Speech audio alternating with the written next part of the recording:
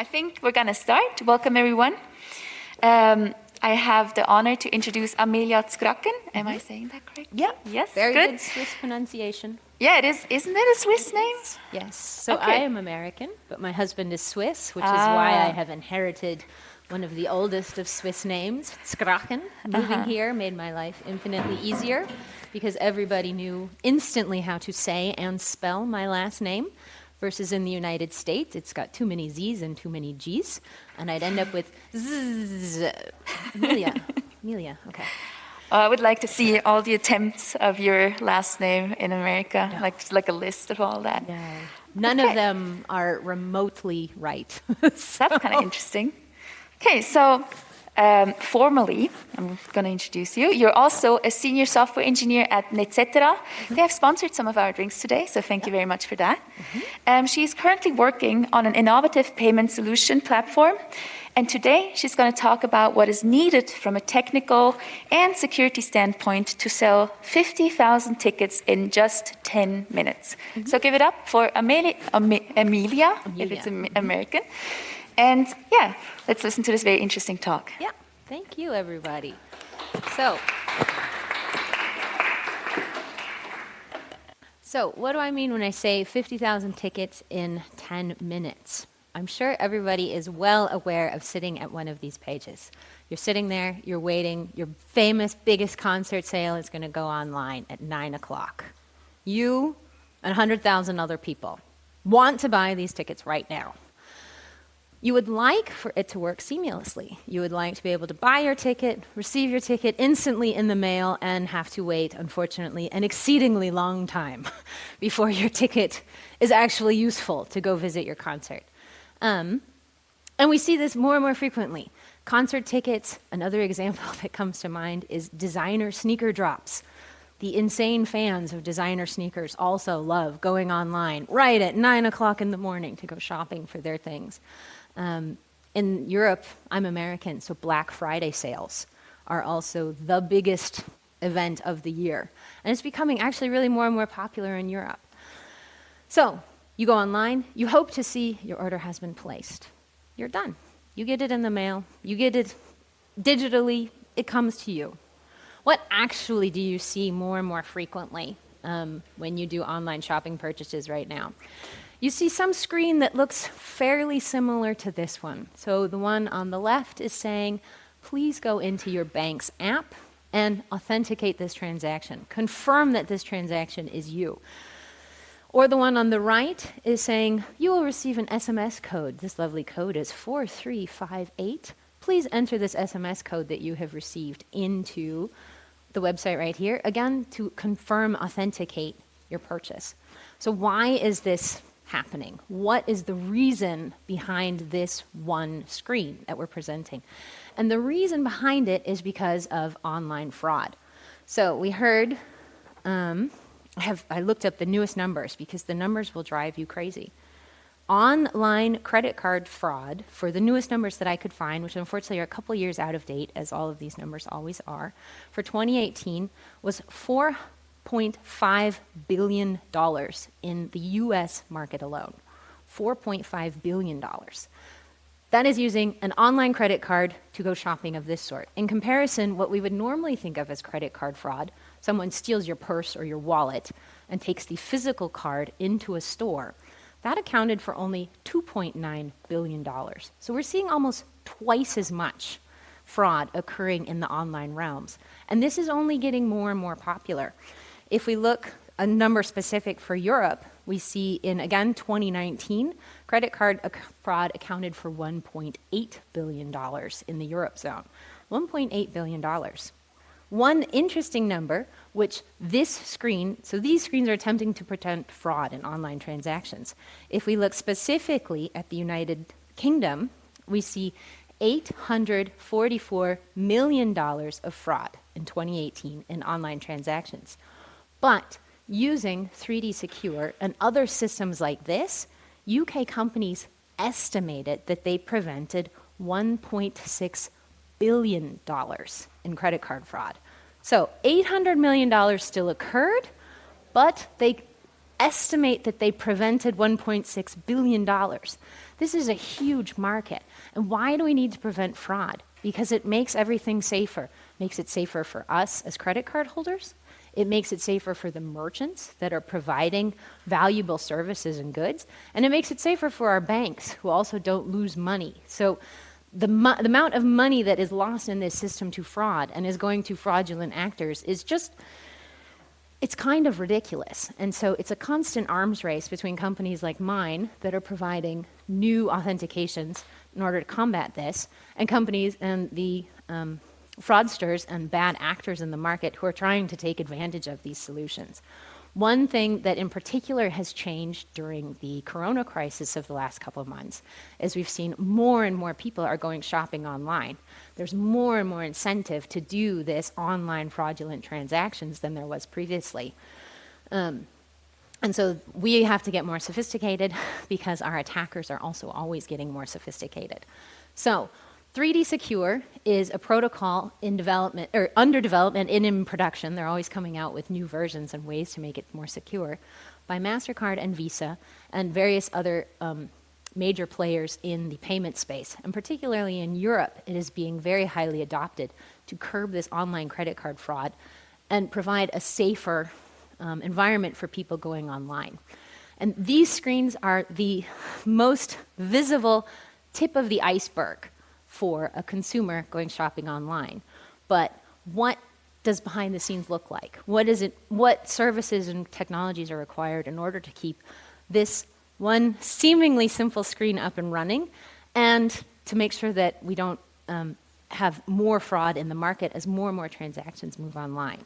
So I'm going to talk a little bit about the overall architecture of what it looks like to go shopping online, and then specifically from the services my company offers, and et cetera, performance, availability, and security, and how our services provide those things to keep everybody safe.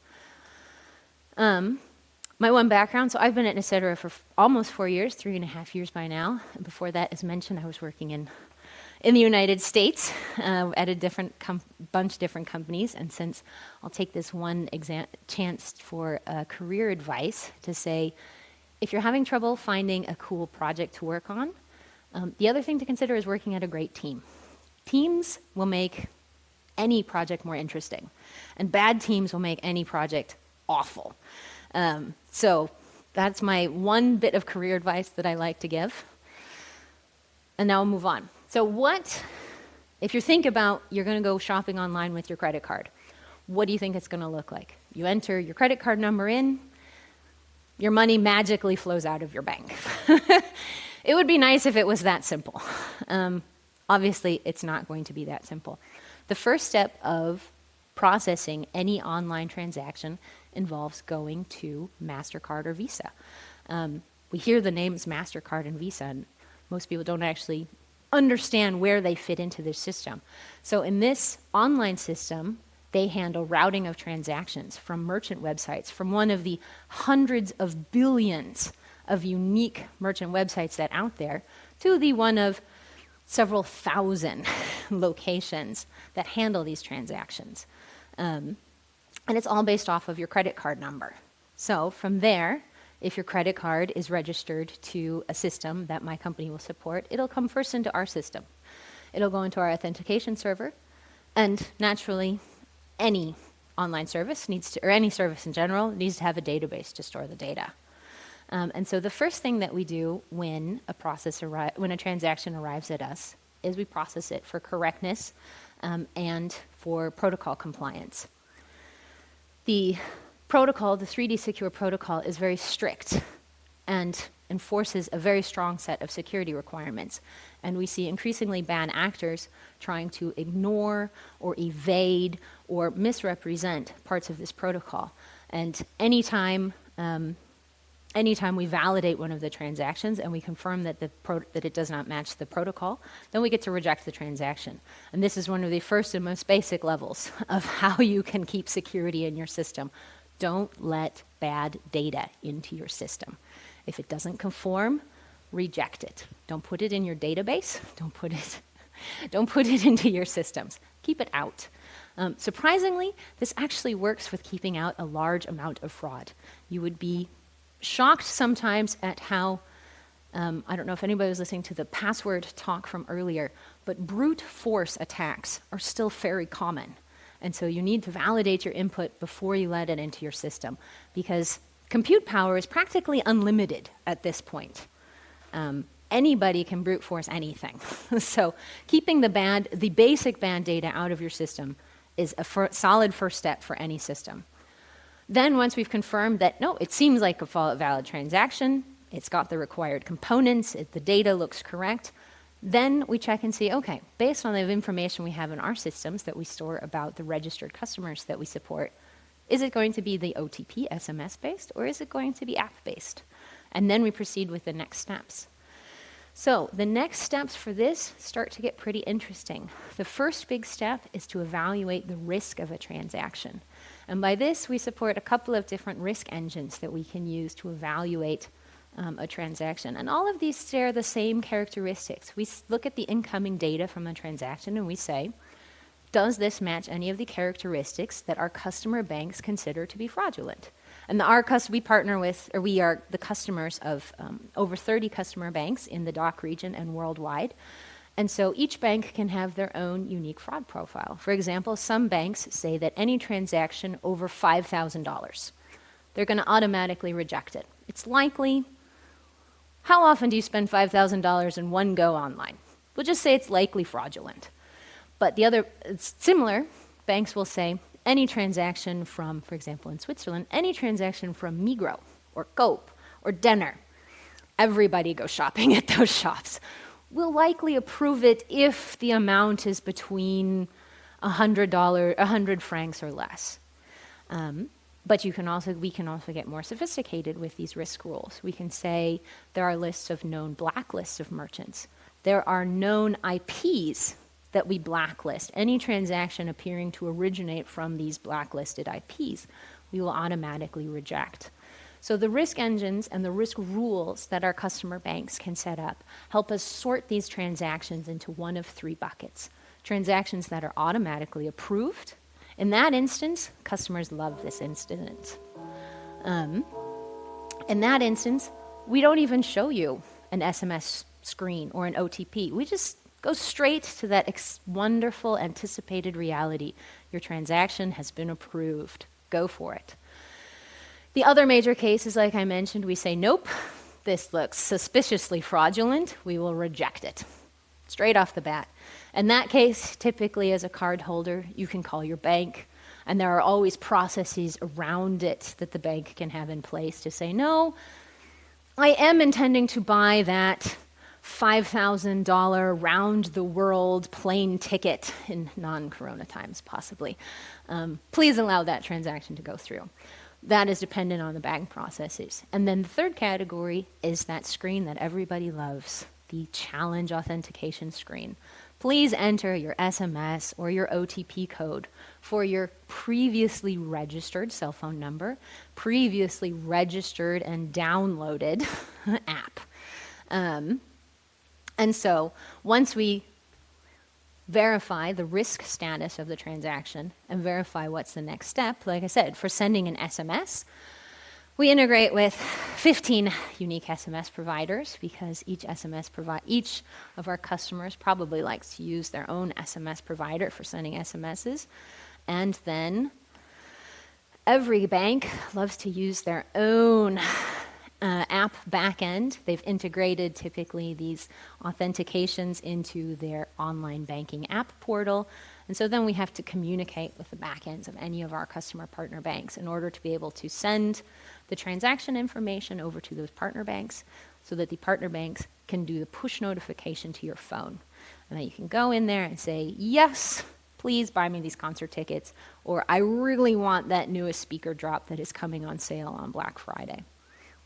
And so the interaction back and forth about the status of the transaction occurs before the transaction is then either successfully resolved. Either the information input has been correct and has been validated, and we have validated that you, the cardholder, with your previously registered information, are the one making the transaction.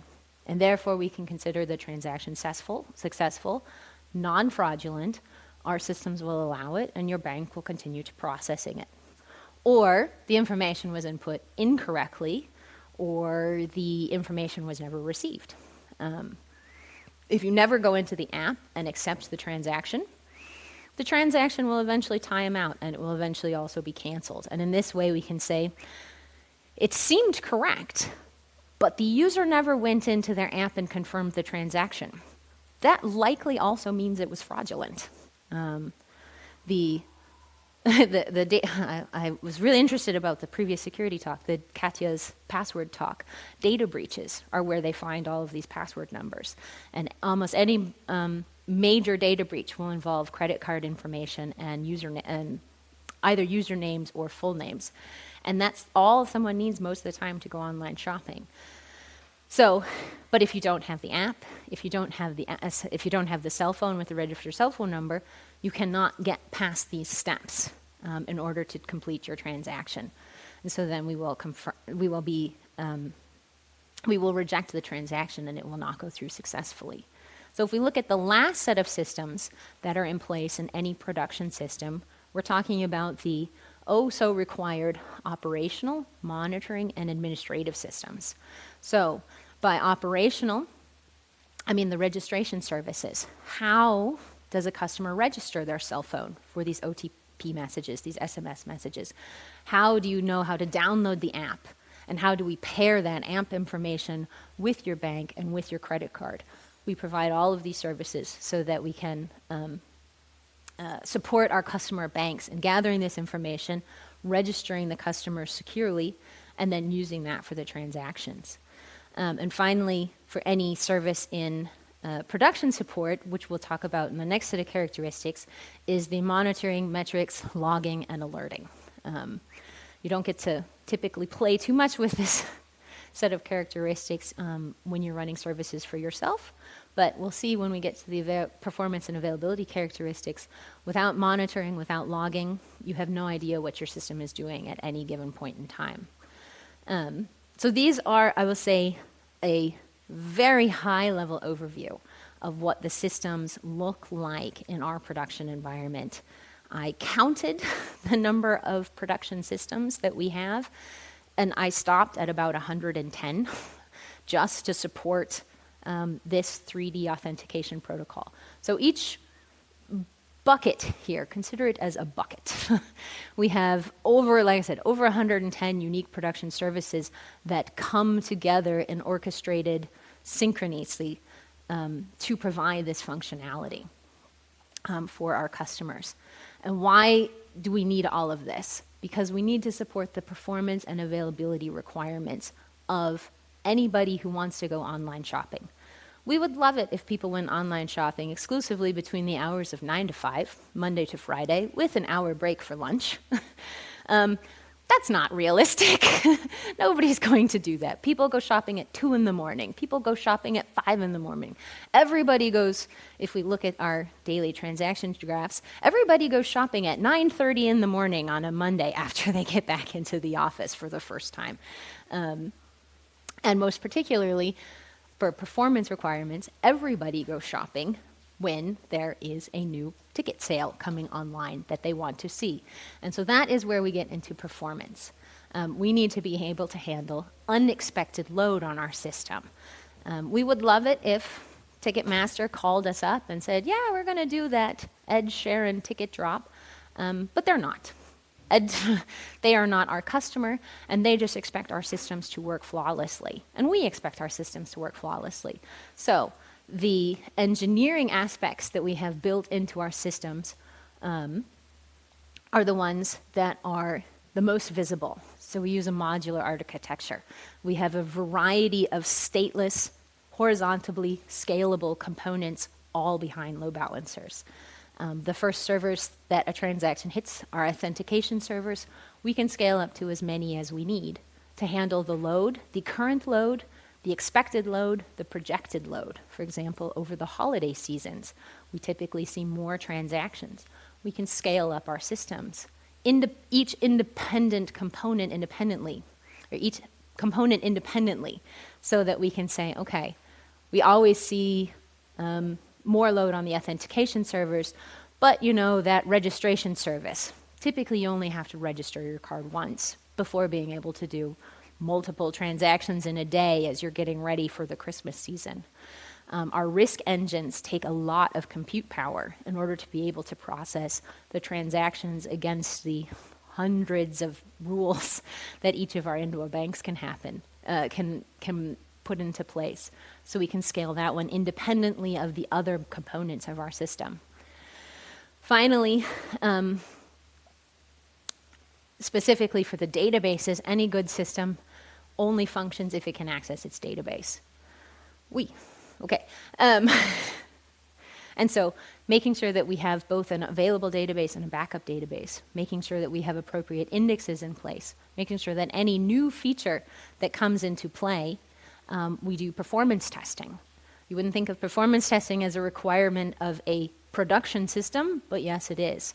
We do both performance testing to see that we are building new features that will be performant, and we do monitoring of the production system to see if changing behavior and characteristics of the systems are having unintended effects.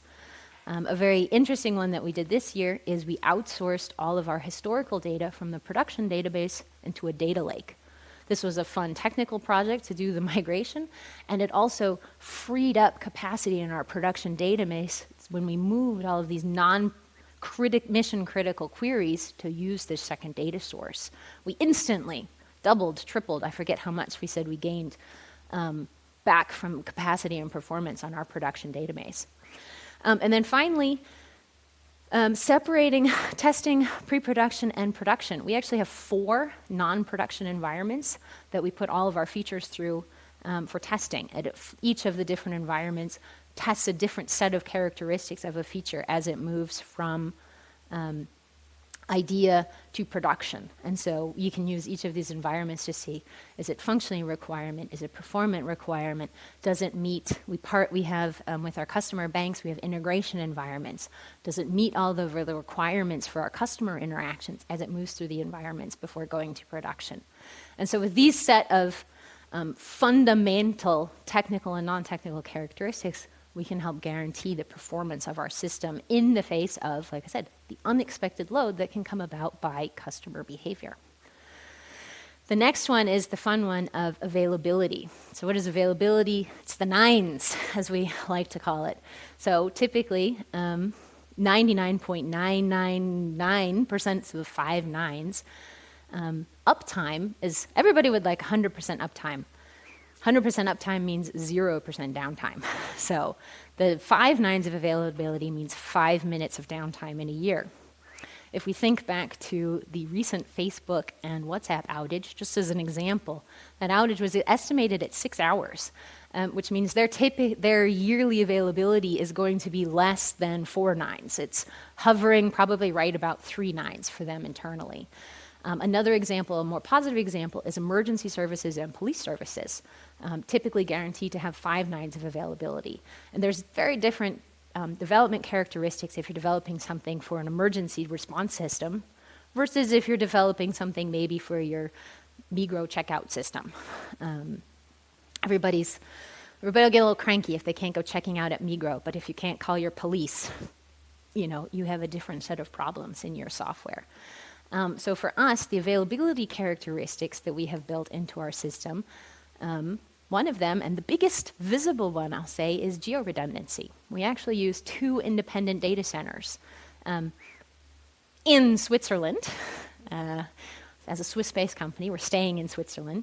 But theoretically, I think the entire canton of Zurich is going to have to lose power simultaneously before both of our data centers would go offline.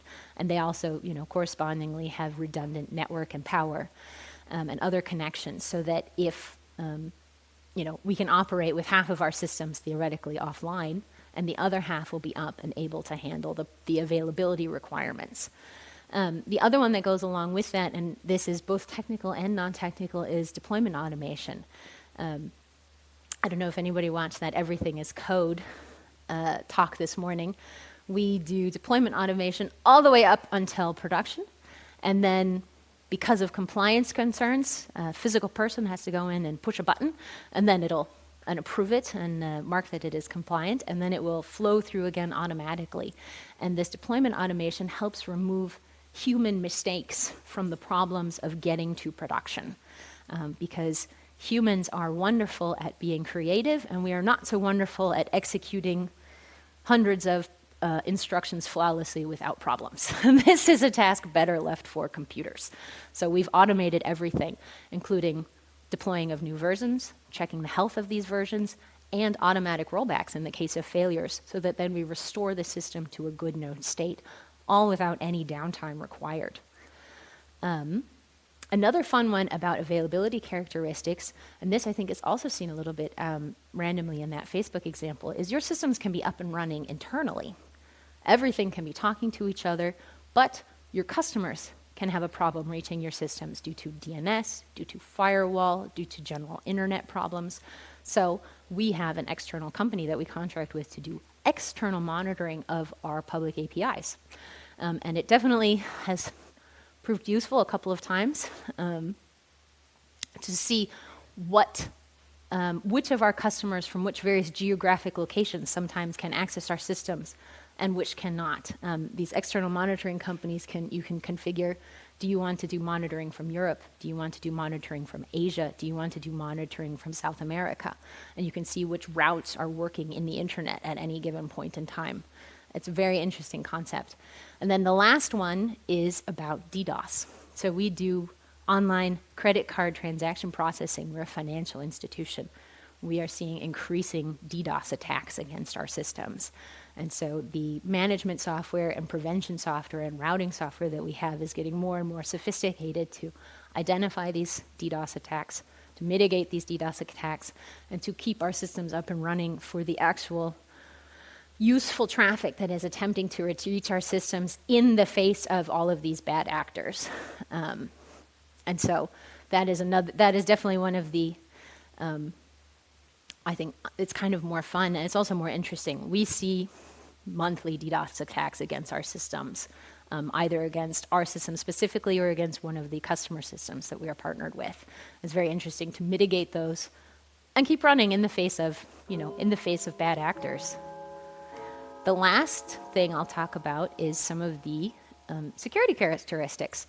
So the 3D secure protocol as a whole is a protocol required to increase the security of our online transactions. And each of the protocol is also only as strong as every step of your security. So security is typically a defense in depth. So you want multiple layers, and you want multiple backups in order to ensure that if they get through any one layer, for example, we heard about passwords, if they get through the password of your system, they still will not be able to, for example, access your critical data. So we have firewalls and strict networking. We prevent our traffic when possible from flowing over the public internet by using VPN connections to any of our customers. Web service or TLS for doing encryption of data in transit, and data encryption or hashing of our data at rest. One fun part about this, so we use a hardware security module, which is a pretty nifty little decryption and encryption device that stores the keys used to do decryption in a special module that is tamper-proof. If someone attempts to steal the keys from our system, they cannot. Attempting to physically remove the device will delete the keys. Then there is no way to get the keys out of the system. And this, in security and financial technologies, this is one of the main fun components that you don't hear about too often for how we keep our data safe in our database at rest. I will say another interesting one for people to think about is logging policies and data retention and deletion. An idea is, do not log sensitive data to your logs, because if they steal your logs, they will steal your sensitive data. And finally, data retention. If you don't have the data, they can't steal it.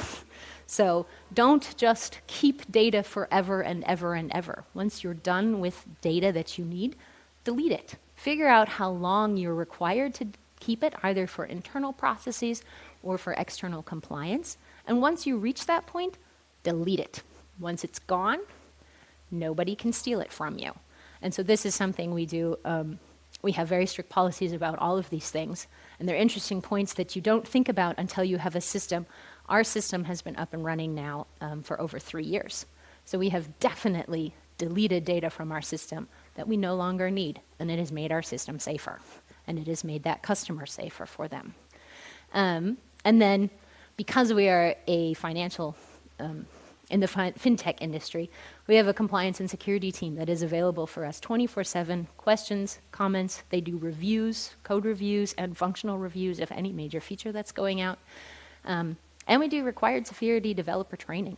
Everybody working on this system is required to have a minimum basic knowledge of security requirements and how to do some basic fun hacking. We do also hacking days internally so that we are all up to date on not as much as our experts, but so that we all know I'm edging into something where I need to talk to an expert.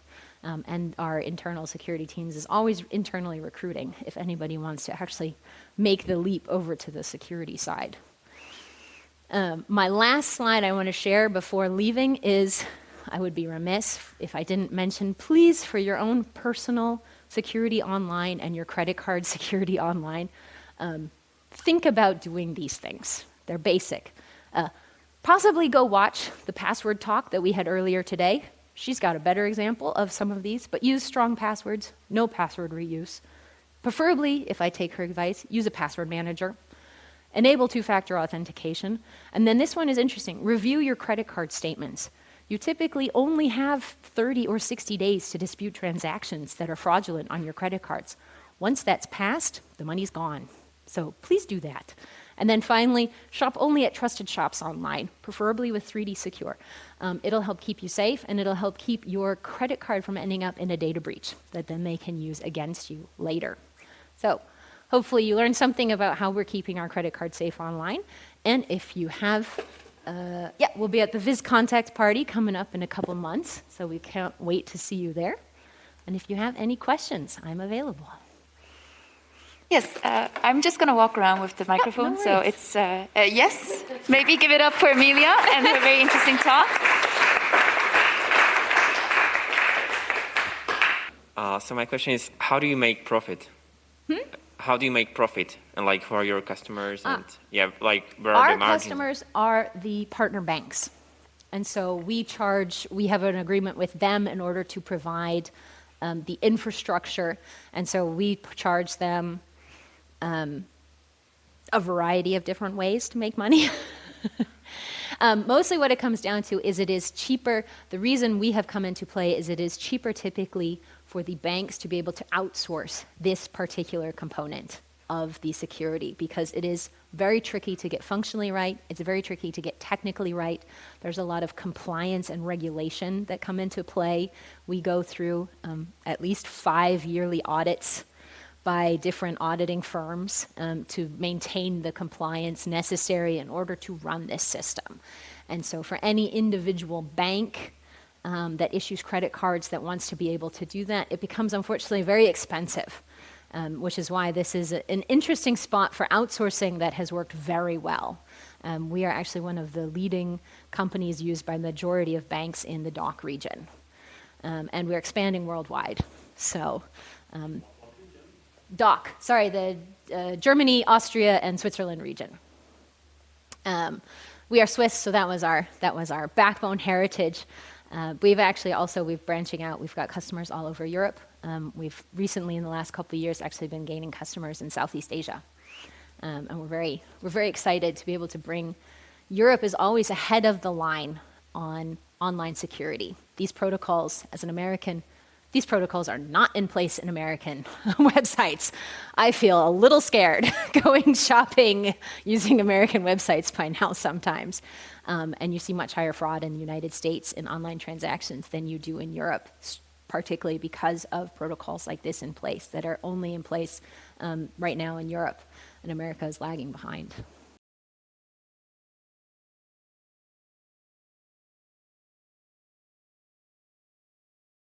Yeah, the American shopping experience is a little easier, but you are more likely to get your credit card stolen and you are more likely to have fraudulent transactions. I personally have had fraudulent transactions against my American credit card, and I have not seen that yet on my Swiss credit cards.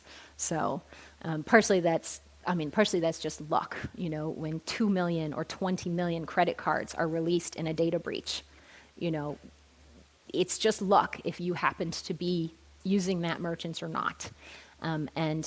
If you want a very informative blog, Krebs on security, Krebs on security, is a great security blogger about different data breaches, the impact of these data breaches, how the hackers managed to get into these data systems, and what the dark webs look like.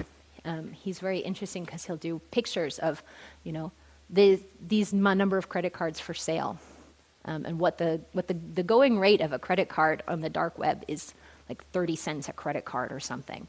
So you do not want your credit card to end up on the dark web, because inevitably they will buy it and they will try and use it. And we just hope that it's an arm race between what they come up with and what we on the good guy side come up with to prevent these transactions. What is the definition of 3D secure, and how do you see the future development of the from user side? So 3D is the 3D stands for 3 domain, and the 3 domains are mostly the ones pictured here. There's the MasterCard domain, there's the authentication domain, and there's the bank domain. And the 3D Secure protocol is about arranging safely the communication between each of those 3 domains to enable, you know, the whole ecosystem online to work. And the way it is going in the future is hopefully more transactions where we don't see OTP or SMS screens, because nobody likes those. So with more sophistication, and interestingly with more AI, obviously, in the analysis of what transactions are fraudulent or not, we're hoping to see more transactions be automatically approved or automatically rejected, and fewer transactions with SMS screens that nobody likes. But those will always maintain a component of the system. But the other thing we definitely see more transactions moving online. Particularly, that's interesting. One of the most interesting things, I think, from an online transaction person standpoint about COVID, is they estimate that we saw a decade's worth of customer behavior shift in the first year of the COVID crisis alone, because everybody said, nope, I'm not going to a store, period. I'm going to do all of my shopping online, and everything is going to get delivered. And customer behavior typically takes a long time to change. So to see a decade's worth of shift in less than a year was impressive. And thus far, you know, a year later, we are seeing no shift away from that trend. If anything, we are seeing more and more people, as they get used to going online shopping and giving, you know, trusting that the systems work, we see them doing it more and more. So. Yeah, speaking about this 1 decade shift, isn't it just like a temporary spike, or at least part of it? So you said that there's been like 1 decade shift in the customer behavior. Isn't it like a temporary spike, or at least part of it? It's hard to know. I mean, like I said, in the first year of COVID, we saw that huge shift. And in the second year of COVID now, we haven't seen any reversal. And I'm waiting to see what the Christmas season is like.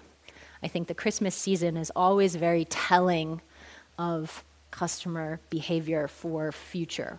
We see a 15, 20, 30% increase in online shopping around the Christmas season anyway. And what is that going to look like now in our second COVID Christmas? It's a question we're kind of all waiting to see how it goes. So. Do we have any more questions? We have time for maybe one more. Do you already have machine learning AI in the risk engines? You mentioned that briefly. Yes. So the risk engines, I would say, are not something built by my company, but we integrate with 3 or 4 different risk engines that are provided by external companies. And it is the trend in them to, provide more and more sophistication in what sort of rules can be placed, and the AI capabilities of those risk engines. But it's definitely, it's been a hard target, I think, for those risk engines. The banks are slightly conservative, we have noticed, and so they are also unwilling to embrace too much how this AI technology is going to work in their risk analysis.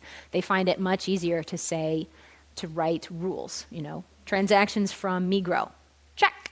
Transactions over $5,000, nope. Transactions coming from IPs that we have previously identified as fraudulent, nope. Those are rules that are very easy for anybody, particularly who's non-technical, to understand. We can definitely, the risk engines are cool because most of them have learning modes and production modes.